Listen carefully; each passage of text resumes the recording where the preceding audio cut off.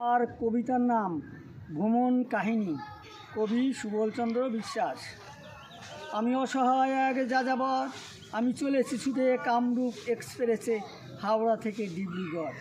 আমার সিটের পাশে বসা যারা, তাদের সঙ্গে আমার হলো পরিচয়। দুই বান্ধবীর নামটি তাদের শিবানী আর পর্মিলা। তাদের মিষ্টি হাসি, চোখের ঝলক, আমার চোখে তারা রাখল চোখ। কথার মাঝে হলো অনেক হাসি ঠাট্টা, বাঁধল আমায় প্রেমের ডোরে তারা।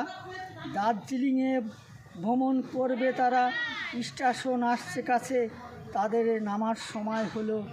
চোখের জল ফেলে দিয়ে মলিন মুখে আমায় তারা বলল, ঘুরতে চলো বন্ধু তুমি আমাদের সঙ্গে। তোমার জীবন সঙ্গী হয়ে থাকবো তোমার পাশে, আমরাই হব তোমার আপনজন।